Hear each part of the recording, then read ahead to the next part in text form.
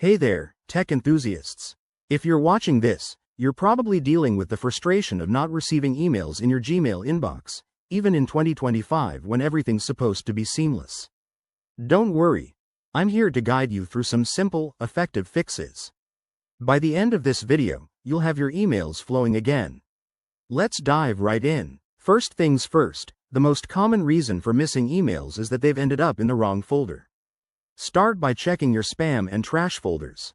Sometimes, Gmail's smart filters mistakenly flag important messages as junk. Open your Gmail app or website, head to the Spam tab, and look for any emails that shouldn't be there.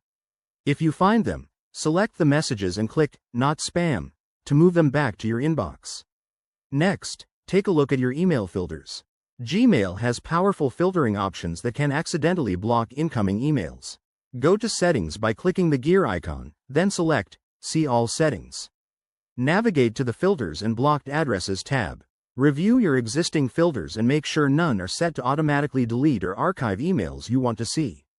If you spot any issues, edit or delete them as needed. Another quick fix is to ensure your account is properly synced. If you're using the Gmail app on your phone, go to your device settings, find Accounts or Sync Settings, and verify that Gmail is enabled and set to sync frequently. Also, check your internet connection. Emails won't come through if you're offline. Restart your router or switch to mobile data if necessary.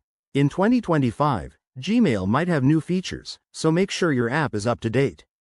Head to your App Store, search for Gmail, and install any available updates. This can resolve bugs that prevent emails from arriving. If these steps don't work, double-check your forwarding and POP IMAP settings in Gmail's settings under the Forwarding and POP IMAP tab.